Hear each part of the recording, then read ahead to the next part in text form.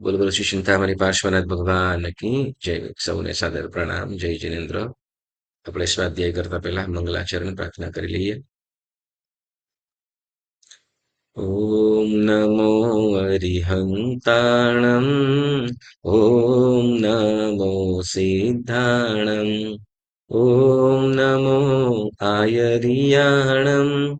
ઓમ નમો ઉવજ્જાયાણમ. ઓમ નમો એસવસાહુનમ.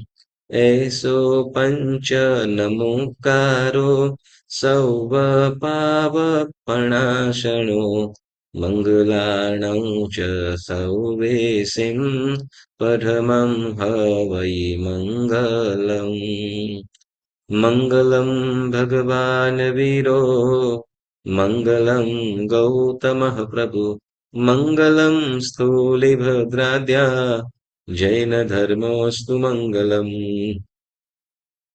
નમો દુર્વારરાગાદि વૈરીવારનિવારિણે અર્હતે યોગિનાથાય મહાવીરાય તાયિને. અંગૂઠે અમૃતવસે લબ્ધિતણા ભંડાર શ્રી ગુરુ ગૌતમ સમરિયે વાંછિત ફલદાતાર. અજ્ઞાનતિમિરાંધાનાં જ્ઞાનાંજनं શલાકયः નેત્રमुन्मीलितं येन તસ્मै શ્રીગુરવે નમઃ. તસ્मै શ્રીગુરવે નમઃ. પુણ્યશાળીઓ, અનંત ઉપકારી ચરમ તીર્થંકર શાસનપતિ પ્રભુ મહાવીર દેવના ચરણોમાં વંદના કરીએ. પુરુષાદાનીય શ્રી પાર્શ્વ પ્રભુના ચરણોમાં વંદના કરી આપણા અનહદ ઉપકારી પૂજ્ય ગુરુદેવ શ્રી આચાર્ય ભગવાન હેમપ્રભુ સુરીજી મહારાજ સાહેબ, વળી અન્ય આચાર્ય ભગવંતો,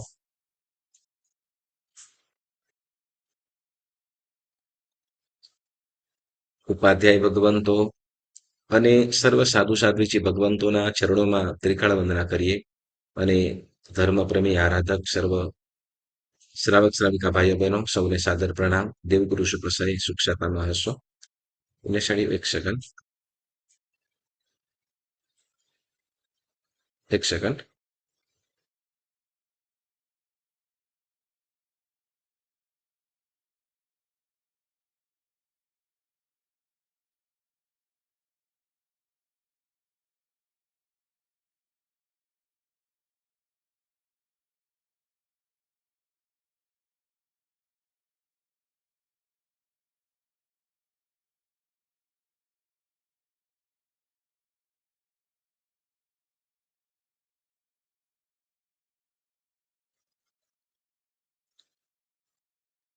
આપણે સ્વાધ્યાય શરૂ કરીએ પહેલા સુંદર મજાનું આપણે પ્રભુ ભક્તિનું સ્તવન આપણે ગાઈએ. કેમ કે આ સ્વાધ્યાયની અંદર આપણે તત્વજ્ઞાન, જેમાં જીનેશ્વર પરમાત્માની ભક્તિ વિધિવત કેવી રીતે થઈ શકે એ આપણે જાણી રહ્યા છીએ. તો એમાં અરિહંત પરમાત્માના ગુણોનું વર્ણન કરતું આ સુંદર મજાનું પદ આપણને બધાને આવડેલું છે. તો આ પદ ચૈત્યવંદન દરમિયાન પણ આ સ્તવન ગાઈ શકાય એવું છે, અને ઘણી વખત સાંભળ્યું હશે, છતાંય આપણે ગાઈશું. ઓકે. हम मगन भये प्रभु ध्यान में. हम मगन भये प्रभु ध्यान में. बिसर गई दुविधा तन मन की. अचिरा सुत गुण गान में. हम मगन भये प्रभु ध्यान में.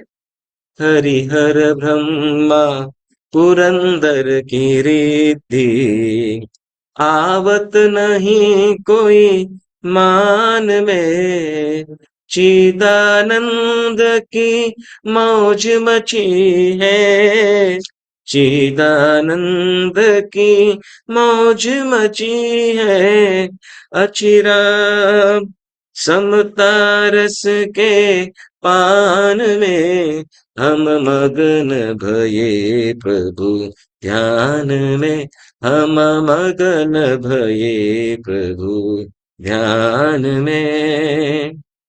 इतने दिन तू नाही पिछान्यो, इतने दिन तू नाही पिछान्यो, मेरो जन्म गयो सो अनजान में, अब तो अधिकारी होई बैठे, अब तो अधिकारी होई बैठे, प्रभु गुण अखय खजानवे, हम मगन भये प्रभु ध्यान में, हम मगन भये प्रभु ध्यान में।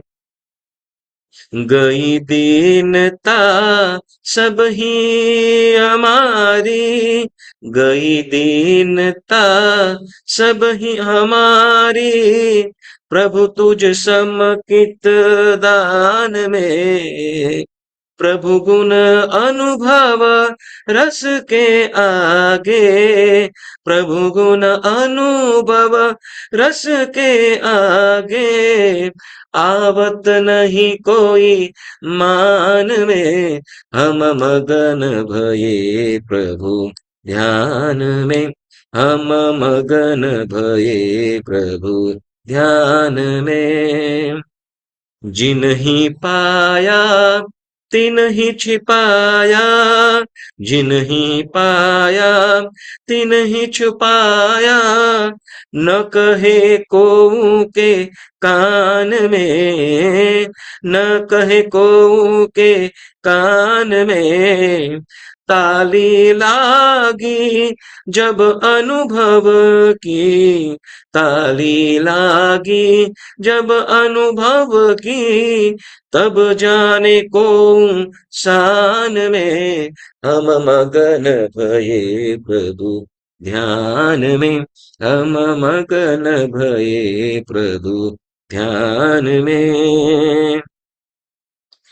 प्रभु गुण अनुभव चंद्रहास जो, सो तो ना रहे मान में, प्रभु गुण अनुभव चंद्रहास जो, सो तो ना रहे म्यान में, वाचक जस कहे मोह महाअरी, वाचक जस कहे मोह महाअरी, जीत लियो है मैदान में, जीत लियो है मैदान में, हम मगन भये प्रभु ध्यान में, हम मगन भये प्रभु ध्यान में, हम मगन भये प्रभु ध्यान में। बोल बोलो श्री चिंतामणि पार्श्वनाथ भगवान की जय। सरस સૌને સાદર પ્રણામ, જય જિનેન્દ્ર, બધાય સાતામાં છો? અનમ્યુટ થઈ જાજો હવે. બધાય સાતામાં છો? મસ્ત મસ્ત છો ને? સરસ સરસ, ઓકે. જો પ્રભુ ભક્તિ કરતા હોય ને પ્રભુના ગુણગાન ભાવ ભક્તિ થતી હોય તો આનંદ હોય ને હોય જ. ચાલો સરસ. આપણે તત્વજ્ઞાન સ્વાધ્યાયમાં આપણે જીનેશ્વર પરમાત્માની ભક્તિ વિધિવત આપણે કેવી રીતે કરી શકીએ, કેવી રીતે આપણે આસાધનાથી બચી શકીએ. અને કારણ કે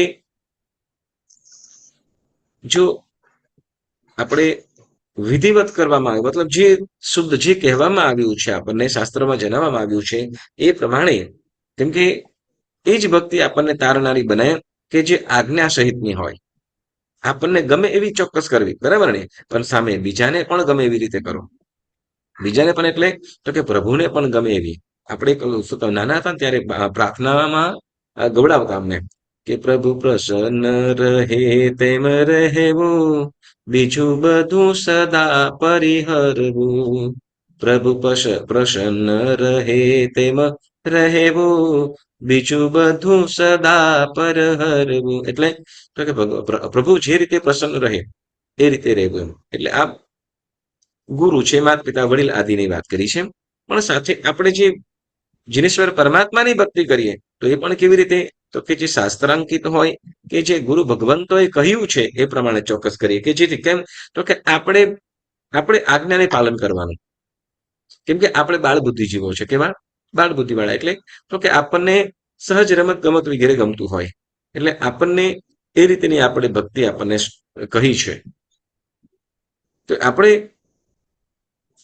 એના માટે આપણને જિનાલયની અંદર જીનેશ્વર પરમાત્માનું દરબાર એટલે જિનાલય, અને એમાં આપણે જઈએ તો કેવી રીતે જવું જોઈએ, તો એની આપણે વાતો અને પરમાત્માની ભક્તિ કેવી કરીએ એનું ફળ વગેરે શું છે એની પણ વાતો આપણે સાંભળી રહ્યા છીએ. બરાબર ને? તો જેની અંદર આપણે સાંભળ્યું, જેની અંદર આપણે ત્રણ પેરની અંદર ત્રણ જોડકાઓની અંદર આપણે કહેવામાં આવી. બરાબર? પહેલા 3 નિષેહ કીધી, પછી 3 પ્રદક્ષિણા કીધી, 3 પ્રણામ કીધા, 3 પ્રકારની પૂજા કીધી, 3 પ્રકારની અવસ્થા કીધી. બોલતા જાઓ આગળ, બોલતા જાજો, શરૂઆતથી બોલતા જાજો. 3 નિષેહી, પછી સિંહી, પછી 3 પ્રદક્ષિણા, 3 પ્રણામ, યસ, 3 અવસ્થા, 3 અવસ્થા, 3 પ્રણામ, પછી 3 પ્રદક્ષિણા, 3 પૂજા, 3 પૂજા, ત્રિકાળ પૂજન, 3 પૂજા, પૂજા ત્રિક, યસ, પછી 3 દિશા, 3 દિશા. 3 દિશા શું?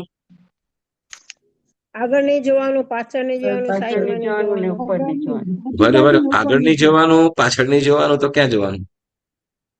ભગવાનની સામે, ભગવાનની સામે જોવાનું. ઓકે, 3 દિશાનો ત્યાગ, 3 દિશામાં જોવાનો ત્યાગ. ઓકે, પછી 3 અવસ્થા, 3 અવસ્થા,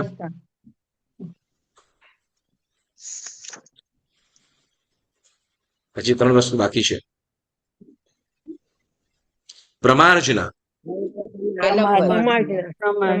પ્રમાર્જના. બરાબર. ઓકે, હવે એને આપણે ટૂંકની અંદર એક લાઈનની અંદર બોલવાનું. ઓકે, નિષેહી બોલતા શું કરવાનું છે?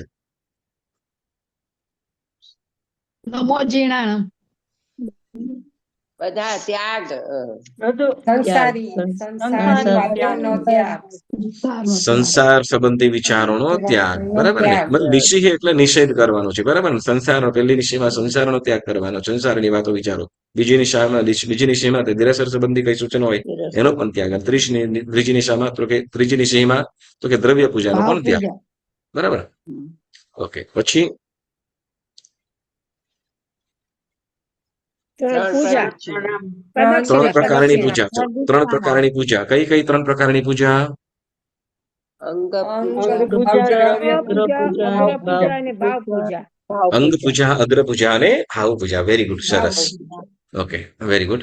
પછી 3 પ્રદક્ષિણા, 3 પ્રદક્ષિણા. Very good. ઓકે, કેમ 3 પ્રદક્ષિણા? 5 નહીં, 25 નહીં, ખાલી 3 જ કેમ? સમ્યક જ્ઞાન,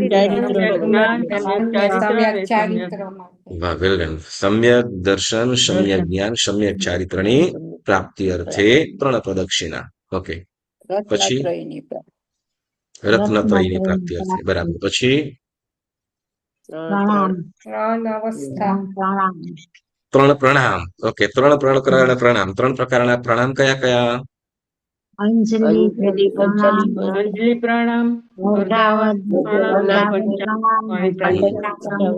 વેરી ગુડ, વેરી ગુડ. અંજલિબદ્ધ પ્રણામ. બરાબર ને? અંજલિબદ્ધ પ્રણામ એટલે શું કરીએ? 2 હાથ જોડી, હાથને મસ્તક જોડીને નમવાનું. એ તો પંચાંગ થઈ ગયો. મસ્તક નમાવા, 2 હાથ જોડીને મસ્તક નમાવીએ. બરાબર. 2 હાથ જોડીને મસ્તક નમાવીએ અને નમો જીનાનમ કહીએ, એ અંજલિબદ્ધ પ્રણામ. અર્ધાવર્ણત પ્રણામ એટલે મસ્તક અને કેડ નમાવીને. 2 હાથ જોડીને આપણે મસ્તક તો પંથું તો કે કેડ સુધીનો અંગ નમાવીને, એટલે છાતી ઉદર આપણ આવી જાય અને મતલબ કેડ સુધીને આપણે નીચે નમીએ, તો ત્યાં શું થાય છે? એને અર્ધાવર્ણત પ્રણામ. બરાબર. પછી પંચાંગ પ્રણિપાત. બરાબર, જેમાં 2 હાથ, 2 હાથ, 2 પગ અને 2 મસ્તક.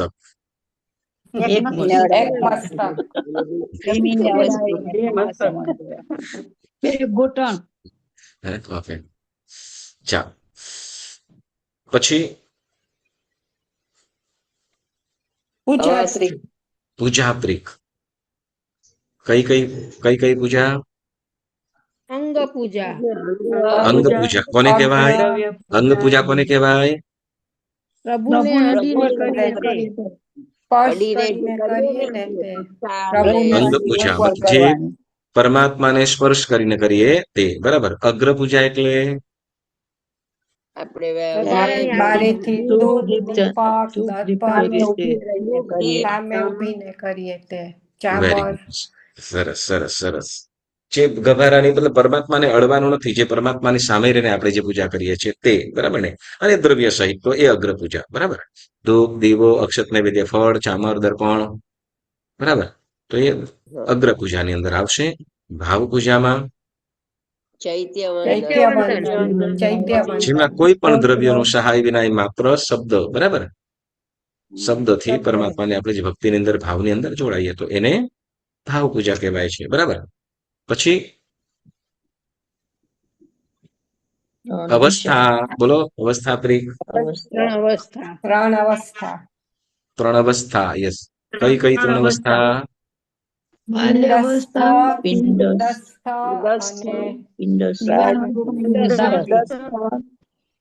પિંડસ્થ ત્વદસ્થ અને અરૂપી અરૂપાથી. અરૂપીપણું અથવા રૂપાતીત અરૂપીપણું સિદ્ધ સ્વરૂપ.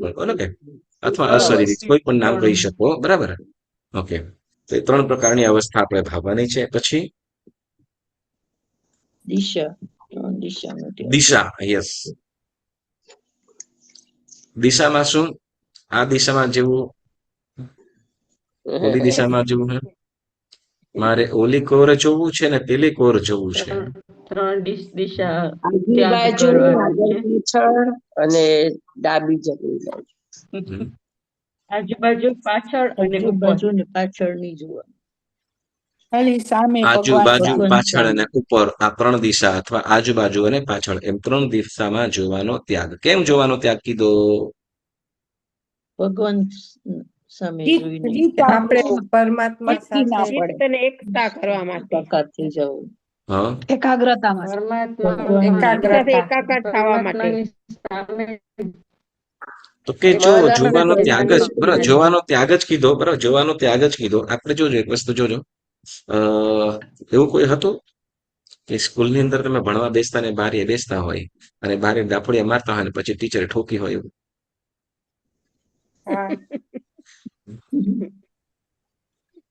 એવું બને? અથવા શું કઈક બારે કઈ ગમે તે થતું હોય એટલે શું કહેવાય કે આપણું ભાન એ તરફ ધ્યાન જાય અને એ તરફ ધ્યાન ના જાય એટલે આપણે એ તરફ ધ્યાન જાય એટલે આપણને જે શિક્ષક જે ભણાવતા હોય એ આપણને મગજમાં ના આવે. બને ને આવું? બરાબર. તો એ જ વસ્તુ અહીંયા પણ સમજવા શું છે કે આજુબાજુ આમ તેમ જોવામાં શું થાય છે કે આપણે જે પ્રભુ તરફ જે ભાવ ભક્તિની અંદર ભાવારૂઢ થવું છે, ભાવ વિભોર બનવો છે, તો એ થઈ શકાતું નથી. કેમ? તો કે આમ તો પછી આજુબાજુની અંદર જોવાની અંદર કોણ આવ્યું કોણ ગયું અને એમ કર્યું છે અહીંયા તો આમ છે વગેરે વિચારો આવતા જાય. એટલે જેમ સહજ આપણે જેમ મન જેમ ચંચળ છે એમ આંખો પણ ચંચળ છે. એટલે આંખોની દ્રષ્ટિ સ્થિર કરવી એ પણ અતિ આવશ્યક છે.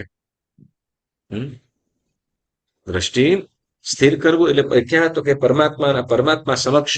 તો જેથી આપણને જે આપણે ભાવની અંદર વિશેષ આપણે આરૂઢ થઈ શકીએ એટલે વિશેષ ભાવ આવે એના માટે આપણે ત્રણ દિશા તરફ જોવાનો ત્યાગ કરવાનો કીધો. બરાબર. ઓકે. પછી પ્રમાર્જના. Yes, પ્રમાર્જના એટલે શું?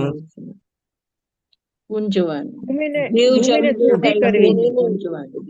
જે જગ્યાએ આપણે ચૈત્ય વંદના કરવી છે, અક્ષત ધૂપ દીવો વગેરે પૂજા અક્ષત વગેરે ફળ પૂજા વગેરે કરવી છે તો એ જગ્યાને જંતુ રહિત કરી લેવી. જ્યાં આપણે ચૈત્ય વંદન કરવાના છીએ ત્યાં કોઈ પણ નાના નાના જીવજંતુ હોઈ શકે. ધારો કે ફળ છે, નૈવેદ્ય છે, ચોખા છે, તો એના હિસાબે અથવા હોય કે ન હોય ભલે પોતું શું કહેવાય 1 મિનિટ પહેલા જ પોતું મારી હોય પરંતુ છતાંય પરમાત્માની આજ્ઞા સ્વરૂપ કે શાસ્ત્રની આજ્ઞા સ્વરૂપ આપણે પ્રમાર્જન અવશ્ય કરવાનું. બરાબર. તો કે જેમાં જો જીવજંતુ હોય તો દૂર થઈ જાય તો એ હિંસાથી આપણે બચી જઈએ.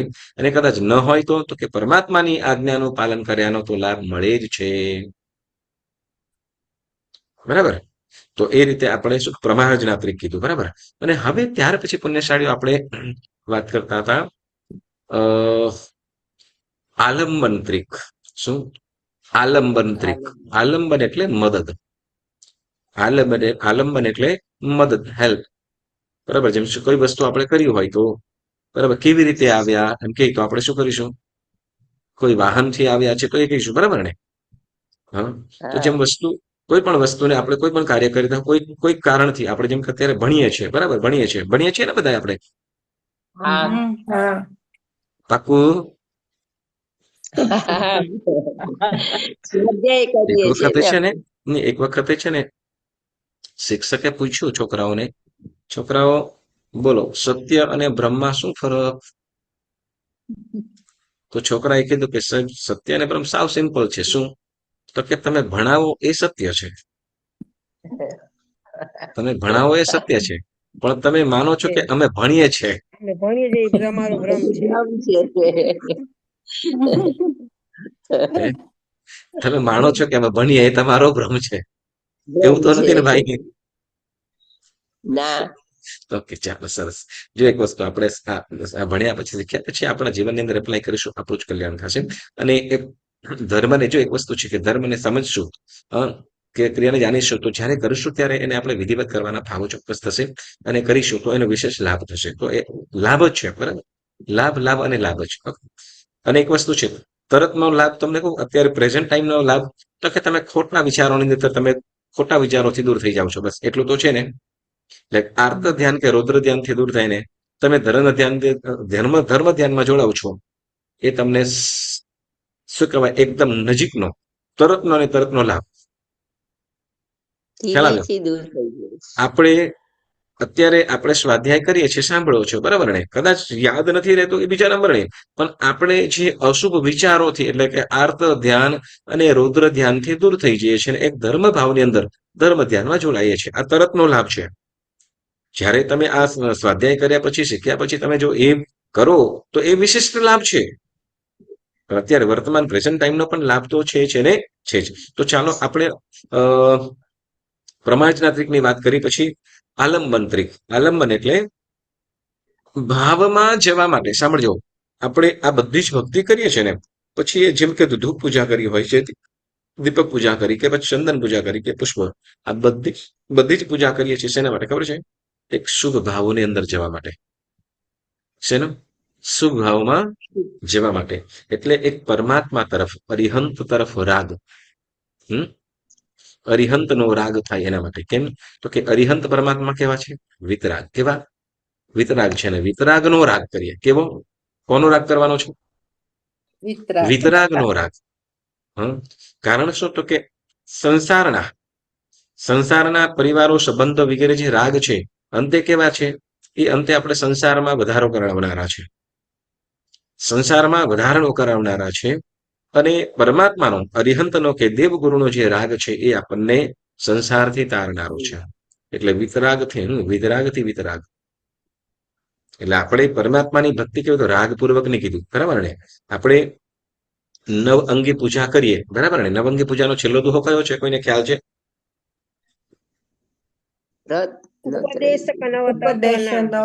નવાંગી પૂજાનો છેલ્લો દુહો, નવમાં અંગનો.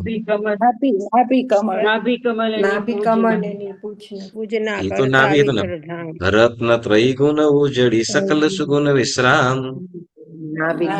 કમળની પૂજના કરતા વિઠ્ઠલ ધામ. બરાબર, યસ. તો ત્યાં નાભી કમલની પૂજના, રત્નત્રયી ગુણ ઉજળી સકલ સુગુણ વિશ્રામ, નાભી કમલની પૂજના કરતા અવિચલ ઠામ. અને આ દુહો બોલાયા પછી આપણે પરમાત્માને એમ શું કે મસ્તક નમાવીને, અથવા કદાચ આપણો ભાવ હોય તો એક ટીકો વધારે કરી આમ કરીને ત્યાં રાખીને, હાથ રાખીને આપણે કદાચ ગાતા હોઈએ છીએ, બરાબર, દુહો બોલતા હોઈએ છીએ. શું? ઉપદેશક નવ તત્વના તેને નવ અંગ જિનંદ પૂજો બહુવિધ રાગથી. વિતરાગ ને વિધરાગથી. ઓકે, ઘણી વખતે પૂજો બહુવિધ રાગથી. એટલે બહુવિધ એટલે અલગ અલગ પ્રકારે રાગપૂર્વક, કે રાગ એટલે આ પ્રભુ મારા છે. કારણ તો કે આ મારા તારણહારા છે, એટલે પ્રભુ મારા છે. એટલે મારા પ્રભુ છે એવા ભાવ સાથે, આ પ્રભુ મારા છે એટલે રાગપૂર્વક આ પ્રભુની ભક્તિ કરીએ. કારણ તો કે એના પ્રત્યેનો રાગ આપણે સંસારનો, એના પ્રત્યેનો રાગ આપણને સંસારનો જે રાગ છે એ દૂર કરાવશે અથવા મંદ પાડશે. એટલે પૂજો બહુવિધ રાગ એટલે રાગપૂર્વક આપણને ત્યાં ભક્તિ કરવાની. રાગ એટલે ગાવાનું નથી વાત કરતા આપણે, ગાવા એટલે પરમાત્મા તરફનું આકર્ષણ, એટેચમેન્ટ પરમાત્મા સાથેનું. એટલે પૂજો બહુવિધ રાગથી. હવે આ કેમ કીધું તો કે આ પરમાત્મા તરફનું છો. આપણે ગઈ વખતે પણ વાત કરી કે જેમ બાળકના હાથમાંથી કોઈ વસ્તુ લેવી હોય તો શું કરવું પડશે એને? ફોસલાવીને ડાયવર્ટ કરવું. અમારે છે ને શું કહેવાય, તમે બધા કર્યું જ હશે કે શું કહેવાય, બે ભાઈ બહેન હોય, બે ત્રણ ભાઈ બહેન હોય તો નાનું હોય કે મોટું હોય એ લઈ લીધું હોય ને પાકવું હોય એને ન જ આપવું હોય. તમે જોજો આવું કરતા હા, એ હોય. તો બહુ થાય. હા, બે કે ત્રણ ભાઈ બહેન હોય એટલે સર છે એટલે એકને વધારે આપે અને એકને વધારે આપ્યું હોય તો ઓલું એક રડવાનું એટલે રડવાનું અને કજિયો કરે છે. બને ને, આવું બને ને? બને. નહીં, અમારે જૈન મરહમ કરતા હતા એટલે કહું છું. Okay, yes. આપણે કરતા હતા. આપણે કરતા હતા, યસ, નાના આપણે જ હતા કરતા, ત્યારે. આપણે જ કરતા હતા, યસ. હા, બરાબર. અને એમાં હું તો નાનો હતો એટલે તો જો વાત નહીં પૂછો બાદશાહ. ઓકે, ચાલો. હા, ચાલો, મૂળ વસ્તુ આપણે કરીએ. કેમ કહેવાય પછી હવે મમ્મી શું કરતા શું કે હવે એમ કહેવાય કે જો ને, હા, જો ને શું કહેવાય, જો લુક શું આવ્યું એમ કરીને અલગ ધ્યાન તો એમાંથી લઈને છુપાવી દે. બરાબર ને? પાછળ સંતાડી દે, કોને ખબર ન પડે જાય. બરાબર ને? પછી ઓલું થઈ જાય, પછી એને આપેલું એ થઈ જાય, રાજી થઈ જાય. મૂળ વસ્તુ આપણે કરીએ કે જેમ શું કહેવાય કે ધ્યાન દોરવું પડે. શું કરે? એને મુકાવવા માટે ગમે તે ઓછું કરવા માટે શું કરવું પડે છે? એનું ધ્યાન ગમે ત્યાં બીજે દોરવું પડે છે. બરાબર ને? તો બસ આપણે અહીંયા જાણી સમજીને, કેમ કે શું હવે આપણે બધા રહ્યા પાક્કા. બરાબર ને? હકીકત છે ને, બધા પાક્કા છીએ આપણે. બરાબર ને? કે બધું ના, મારો સંસાર તો નહીં જ મૂકું.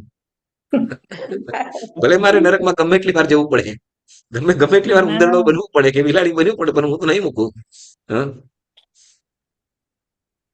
અહીંયા જીનેશ્વર શાસ્ત્રકાર ભગવંતો આપણને આ તીર્થંકર પરમાત્મા હોય આ રસ્તો બતાવ્યો કે જીવો શું કરે તો કે સંસારના રાગ મૂકીને ક્યાં તો કે પ્રભુ ભક્તિની અંદર જોડાય. એટલે અરિહંતના ધ્યાનની અંદર જોડાય કે જેથી એનો સંસાર પ્રત્યેનો રાગ ઓછો થાય. કે જે જો એક બાજુનો રાગ ઓછો થશે, બરાબર, એક બાજુ રાગ જો વધે ને તો બીજી બાજુ રાગ ઓછો થાય. એક બાજુ ક્યાંક રાગ વધે ને તો જ બીજી બાજુ રાગ ઓછો થાય. બાકી શું થાય? સિમ્પલ વસ્તુ કહીએ, આપણા સંસારની અંદર આપણે જ કહીએ ને. બરાબર, જો એકલા હતા તે વખતે જયારે તમે પરણીને સાસે આવ્યા, એકલા હતા ત્યારે મમ્મી ને પપ્પા ને ભાઈ બેન બરાબર બધાની બહુ યાદ આવતી. બરાબર ને? આવું થતું કે નહીં? હા, બરાબર. જયારે તમે મમ્મી બન્યા હવે પછી છોકરાઓની યાદ આવે. આપણા છોકરાઓ. નહીં, છોકરાઓ તો તમારી પાસે જ છે. છોકરાઓ તમારી પાસે છે. બરાબર. હવે તો કે શું તો કે હવે તો કે જેમ બેન કે મમ્મી યાદ આવે ચોક્કસ, પણ ઓછું થઈ જાય. વળી પાછું એમાં વધારે જેમાં જવાબદારી આપતી જાય તેમ એક તરફ દૂર થવું. બરાબર ને? એક તરફ સહજ આ બધાયનું બરાબર, છે કેસ. તો એ જ પ્રમાણે શું તો કે અહીંયા એક જે રાગ છે કે જે સંસારની અંદરથી ડૂબાડનારો છે, જે સંસારનો રાગ છે.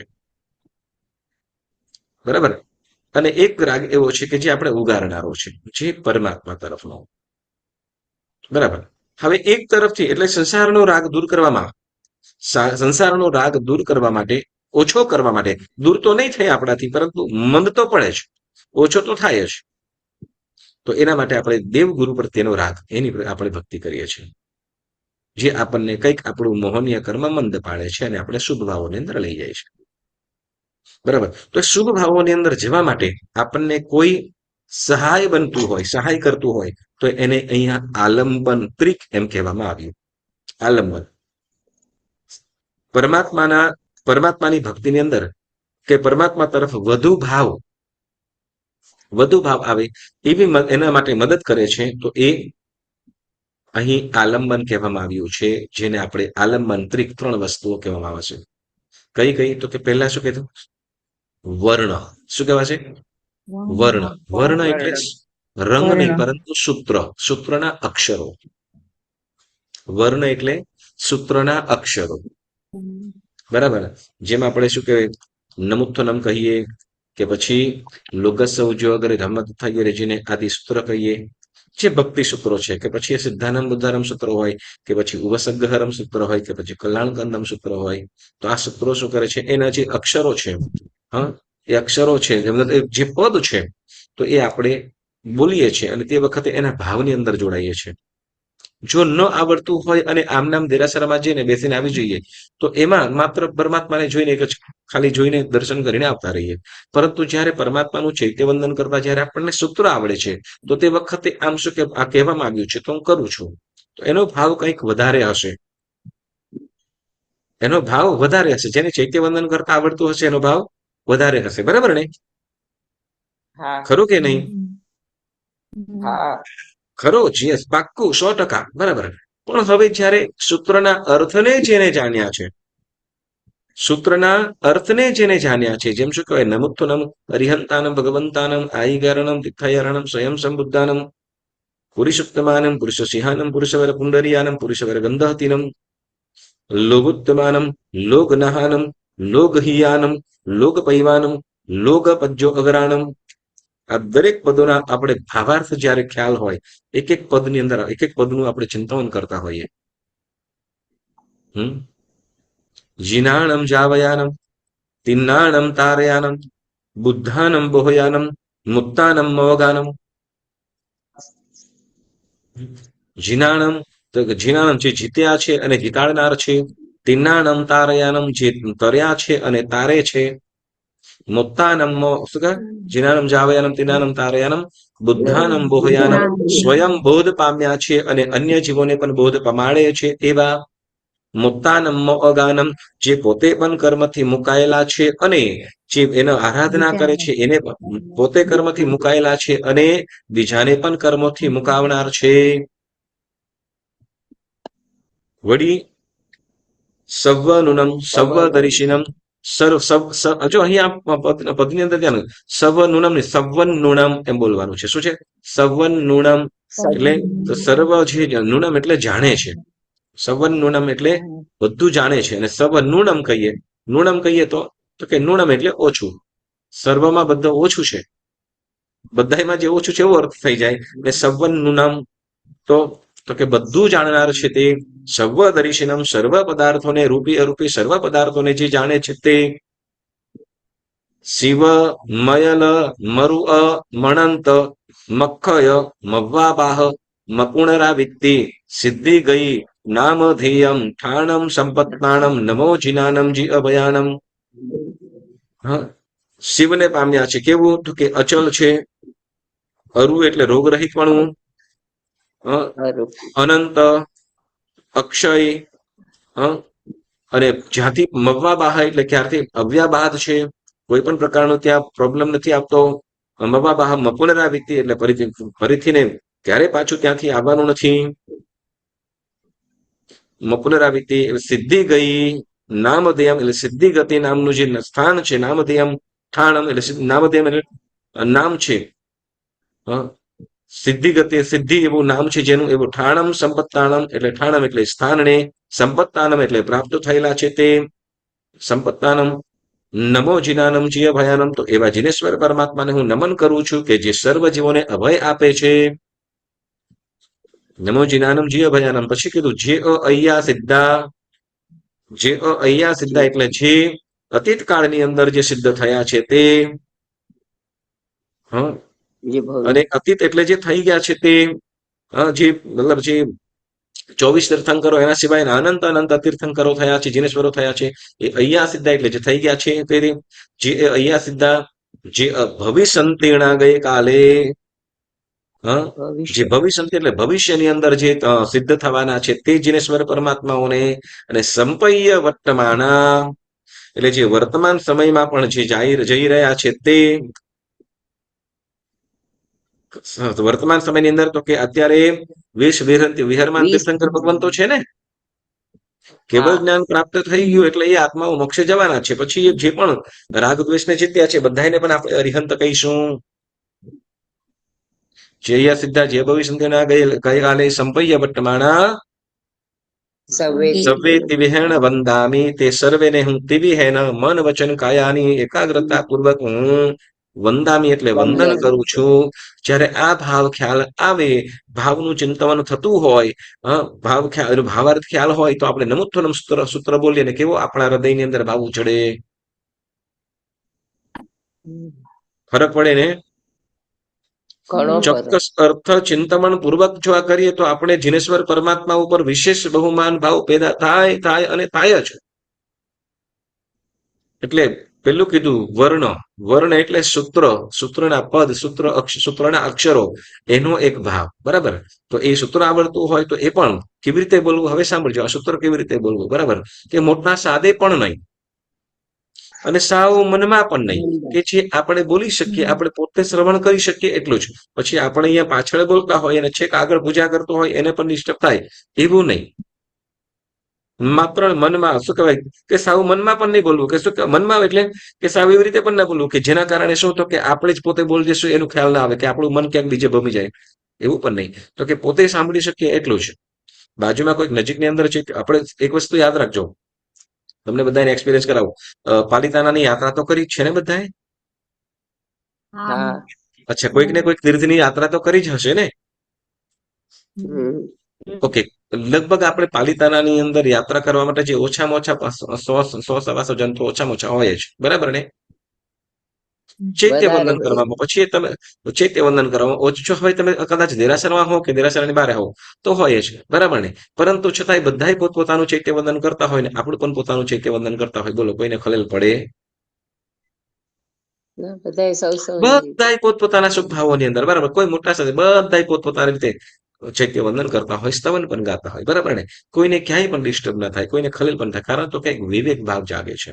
તો અહીંયા આપણે વિવેકપૂર્વક એટલે તો કે આ પોતે શ્રવણ, આપણે અક્ષર બોલીએ, જે સૂત્ર બોલીએ, આપણે પોતે સરસ રીતે સાંભળી શકીએ, પોતે સરસ રીતે સાંભળી શકીએ, બરાબર. પણ બીજાને આપણે એટલા જ મંદ સ્વરે બોલવાનું છે કે જે કોઈ બીજો ચૈત્ય વંદન કરી રહ્યો છે કે બીજી કોઈ પણ ક્રિયા કરી રહ્યો છે તો એના ભાવની અંદર ખલેલ ન થાય, એના ભાવની અંદર ડિસ્ટર્બ ન થાય, એના ભાવમાં અંતરાય સ્વરૂપ ન આપણે બનીએ, એનું ધ્યાન રાખવાનું છે. એટલે એટલું જ મંદ સ્વરે બોલવાનું છે, બરાબર. અને પછી તો કે અર્થનું ચિંતવન, અર્થ ચિંતવન પર કરીએ એટલે સૂત્ર કેવી રીતે શુદ્ધ બોલવું, પદ અને સંપદા સહિતનું બોલવું. પદ અને સંપદા સહિત, પદ એટલે તો કે જેમ કે આપણે લોગસ સૂત્ર છે તો એના પર 4 પદની એક ગાથા થાય. લોગસ ઉજગરે ધમ્મ તિથયરે જીને હરિહંત કિતૈસમ 24 કેવલી. તો ત્યાં એક સંપદા થઈ, એક ગાથા એક સંપદા, અને એક 4 પદની ગાથા. તો એવી રીતે નમુથનમ છે તો પહેલા પદની અંદર 3 છે, બીજાની અંદર પણ 3 છે, પછી કોઈકની અંદર 4 છે, પછી કોઈકમાં 5 છે. એટલે તો જેમ કે નમુથનમ એક પદ થયું, અરિહંતાનમ ભગવંતાનમ તો 3 પદની એક સંપદા થઈ, બરાબર. આઈ ગરણમ તિથયરણમ સ્વયં સંબુદ્ધાનમ તો 3 પદ થયા અને એક સંપદા થઈ. તો એવી રીતે પદ અને સંપદા સહિત બોલવું, કેવી રીતે પદ અને સંપદા સહિત બોલવાનું છે, બરાબર.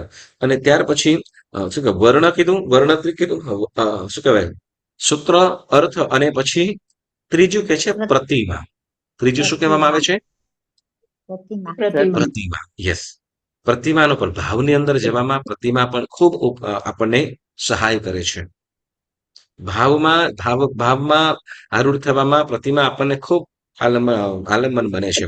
સિમ્પલ વસ્તુ આપણે કહીએ કે આપણે કદાચ દેરાસરે ભક્તિ કરવી હોય, બરાબર, તો સહજ આપણે પહેલું વિકલ્પ ક્યાં રાખીએ? દેરાસરમાં ભક્તિ કરીએ એમાં જ મજા આવે, બરાબર ને? બરાબર. કારણ શું તો કે ત્યાં પરમાત્માનું આલંબન આપણને મળી જાય. તો એ પ્રતિમાનું આલંબન એ શુભ ભાવોની અંદર આપણને લઈ જાય છે. ક્યાં? શુભ ભાવમાં જવા માટે આપણને, એટલે 3 વસ્તુઓ આપણને મદદ કરે છે. પહેલા સૂત્ર, પછી અર્થ, અને પછી પ્રતિમા. આ 3 વસ્તુનું આલંબન, બરાબર ને? ભગવાન સામે બેસીને આપણે જે ભક્તિ કરતા હોય અને આપણા હૃદયની અંદર જે ભાવ આવતા હોય છે કંઈક અલગ હોય છે, બરાબર. કે પ્રતિમા પણ આપણે ભાવવૃદ્ધિનું કારણ બને છે. પરમાત્માની પ્રતિમા એ ભાવવૃદ્ધિનું કારણ છે. એટલે આપણે પરમાત્માની પ્રતિમા, હવે જુઓ, જે ભાવની આપણે વાત કરીએ છીએ તો હવે આ પ્રસંગે આપણે વસ્તુ પણ યાદ રાખવાનું કેટલીક વસ્તુને પણ આપણે ધ્યાનમાં લેવાનું છે.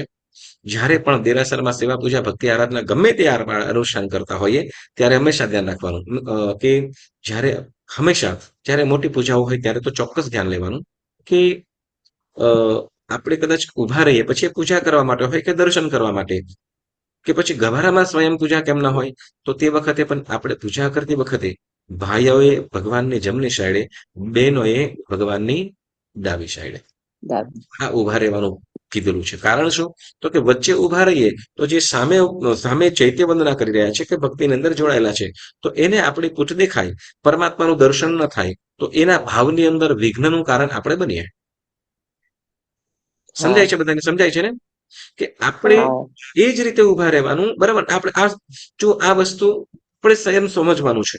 આ વસ્તુઓ આપણે સમજવાનું છે કે આપણે શું, તો કે પરમાત્મા અને પરમાત્માની સામે જે બેઠેલા જે ભક્તો છે, ભાવિકો છે, ચૈત્ય વંદન કે પૂજા જે પણ કરી રહ્યા છે, તો એના બંનેની વચમાં આપણે ન આવીએ એનું ધ્યાન રાખવાનું. કારણ તો એના ભાવની અંદર જો આપણે વિક્ષેપ કરીએ, કેમ કે ઘણી વખત શું થાય કે આપણે એવી રીતે ઉભા રહીએ પ્રભુનું, કેમ કે આપણે બાળ જીવો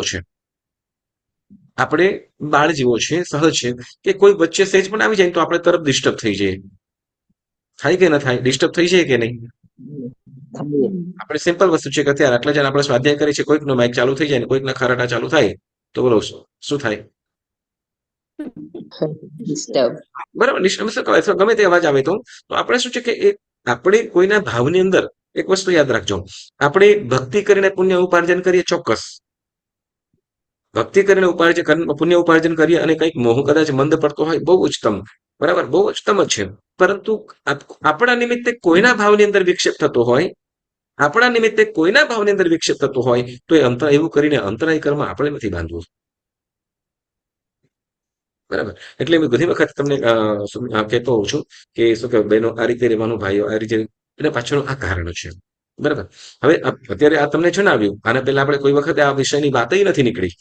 બરાબર છે ને? કે કોઈ, અને જો કદાચ નીકળી હોય તો પણ કદાચ આપણે, બરાબર ને, 160 ઉપર થઈ ગયા હોય એટલે આપણે સહજ રીતે આપણે ભૂલી જઈએ. આપણે હંમેશા એટલે આ આપણે ધ્યાનમાં લેવાનું છે. બરાબર? એટલે પરમાત્માની પ્રતિમા એ જોઈને આપણા હૃદયની અંદર કંઈક શુભ ભાવો આવે છે. બરાબર? તો આ 3 વસ્તુનું આપણે આલંબન લેવાનું છે. બરાબર? હવે આપણે હજી બીજી 2 પ્રકારની, અત્યારે આપણે જે 8 ત્રિક કીધી છે, કેટલી 8 ત્રિકની વાત કરી છે, અને હવે પછી આપણે હજી બે ત્રિકની વાત કીધેલી છે, બાકી છે હજી. તો 2 ત્રિક એમાંથી એક આપણે આવતી વખત કરીશું અને બીજી કામમાં કરીશું.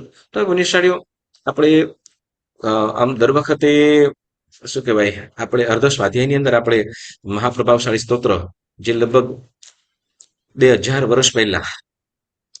વર્ષ પૂર્વે આપણે જે સ્તોત્રની રચના થઈ ગયેલી છે, એવું કલ્યાણ મંદિર સ્તોત્ર, જેના રચયિતા કોણ છે? કલ્યાણ મંદિર સ્તોત્રના રચયિતા કોણ? સિદ્ધસેન દિવાકર સુરશ્રીજી મહારાજ સાહેબ. બરાબર ને? અને કેવા પ્રભાવક હતા એ તો ખ્યાલ જ છે. પ્રાયશ્ચિત પણ કેવું કર્યું?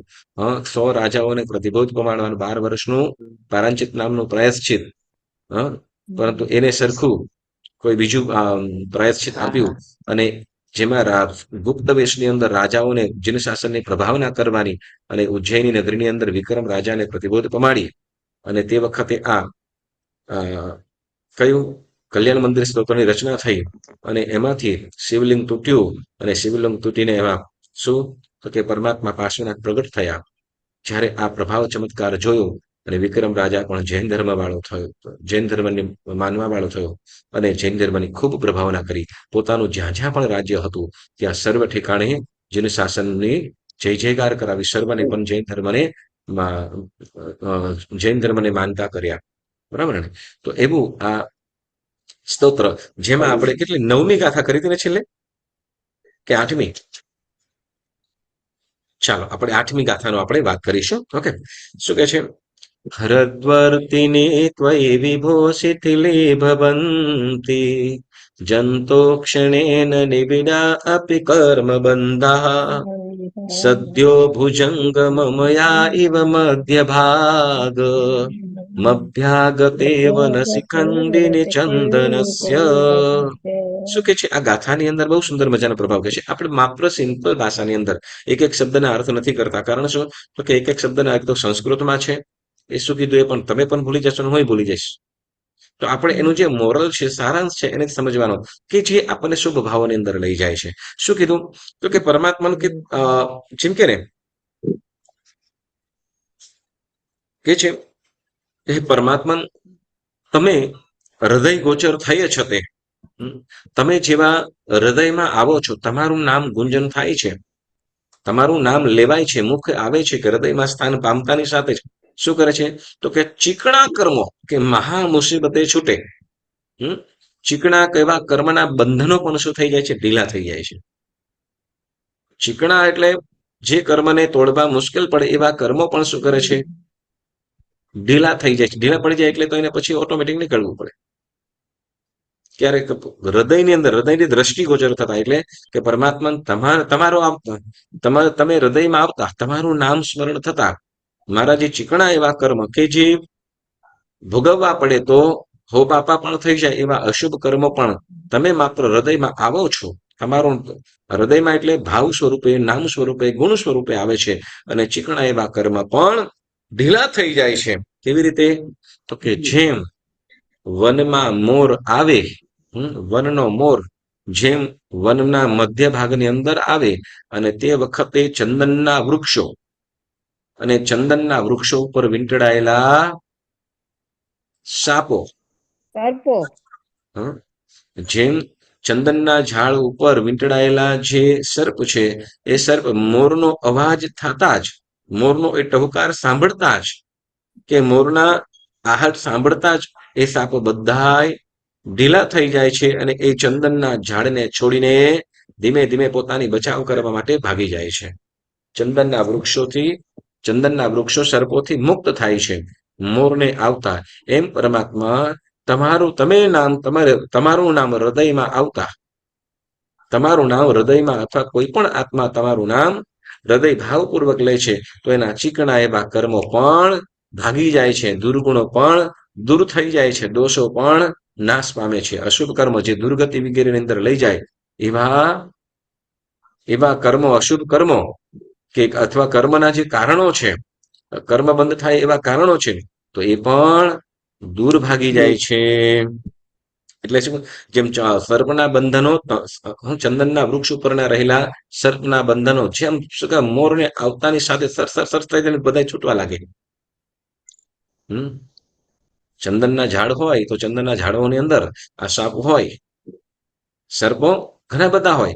એટલે એ શું કરે? તો ત્યાં જેવો મોર આવે, મોરની કળા કે ટહુકારો સાંભળે એટલે તરત સાપો પોતપોતાના બચાવની અંદર ભાગી જાય અને વૃક્ષો ઉપરથી છોડીને ભાગી જાય. બરાબર? કેમ? તો કે મોર અને સાપ છે, મોર અને સાપ એ જાતિવેર વાળા છે. કેવા? જાતિવેર. જાતિવેરની આપણે વાત કરીએ. જાતિવેર એટલે શું? તો કે કોઈ કારણ કાંઈ નહીં. કારણ એટલે શું કે એ લોકોનું બંનેનું કોઈ નથી. સાપ ઓલાના ઈંડા લઈ ગયો કે ઓલા નથી સાપ ઓલાનું કોઈ ઘર લઈ લીધું. બરાબર? એને કઈ એકબીજાનું હરણ કરી શકે એવું છે જ નહીં. બોલો, શું મોરના પીછા સાપ લઈને જશે? ના. બરાબર? સાપની કાજરી શું મોર લઈને નાચશે? કાંઈ નહીં. કેમ કે ઓલો વૃક્ષ પર રહે છે, ઓલો બિલમાં રહે છે. બરાબર ને? હા. પરંતુ છતાંય એકબીજાને શું કહેવાય છે? તો કે એ જેમ સાપ અને નોળિયો, સાપ અને નોળિયો આ બંને પણ શું કહે? જેમ નોળિયો શું કહે? સાપને જોતાની સાથે શું કરે? તો કે એના ઉપર એટેક કરી દે. હવે એને બંનેને શું લેવા દેવા? પરંતુ છતાંય શું તો કે એ એકબીજા સાથે એ કરતા હોય એનું એકબીજા સાથે જે હન્ટ કરે છે, એકબીજાનો શિકાર કરે છે, એકબીજાનો જે મતલબ જે એનમીપણું છે, શત્રુપણું છે એને કહેવાય જાતિવેર. જાતિવેર એટલે પૂર્વ ભવની અંદર કાંઈક ને કાંઈક થયું હોય, પૂર્વ ભવની અંદર એ જાતીય વેરની અંદર સ્વરૂપે ઉત્પન્ન થતા હોય. તો એટલે જાતીય વેરના કારણે શું તો કે સાપ એનો અવાજ સાંભળતા જ અવાજ સાંભળતા જેમ ભાગી જાય છે એમ પ્રભુનું નામ સ્મરણ કરતા શું થાય છે? તો કે અહીં જે દુર્ગુણ રૂપી જે સર્પો છે, પાપ રૂપી સાપ છે એ બધાય દૂર થઈ જાય છે, એટલે સર્પના બંધનો નીકળી જાય છે. તેમ પ્રભુ તમારું નામ સ્મરણ કરતા તમે હૃદયમાં આવતા થકા સર્વ પ્રકારના દુર્ગુણ રૂપી સર્પો દોષો શું થઈ જાય છે? નાશ થઈ જાય છે. હવે સાંભળો, આની અંદર છે ને આની અંદર એક સરસ મજાની કથા છે. કથા એ આપણે આવતી વખત સાંભળીશું, જે રામાયણના પ્રસંગની અંદર છે. બરાબર. જેમ પ્રભુ આવે, બરાબર ને, પ્રભુ હૃદયમાં આવે છે, તે જેમ પાપ રહેવા પામતું નથી, જેમ મોર આવીએ ચંદનના વૃક્ષ ઉપર સર્પો રહી શકતા નથી, ભાગી જાય છે, તેમ પ્રભુનું નામ સ્મરણ કરતા અહીંયા શું તો કે કામ, ક્રોધ, દોષ આદિ જે સર્પો છે એ પણ શું તો કે આત્મામાંથી નીકળવા માંડે છે, ભાગવા માંડે છે. તો એના માટે રામાયણના પ્રસંગમાંથી રાવણ, સીતા અને બંદોદરી આ ત્રણનો પ્રસંગ એ તમને કહીશ. ઓકે, તો આપણે આવતા સ્વાધ્યાયની અંદર આપણે વાત કરીશું. ખૂબ રસપ્રદ છે, તો એની આપણે ચોક્કસ વાતો સાંભળીશું. તો પુણ્યશાળીઓ, આપણે આજનો સ્વાધ્યાય આપણે અહીંયા સ્થગિત કરીએ છીએ. જીનાજ્ઞા વિરુદ્ધ કાંઈ પણ બોલાયું હોય તો મને વચન કાયાથી ત્રિવિધે વિચ્છામિ દુક્કડમ. ગુરુજી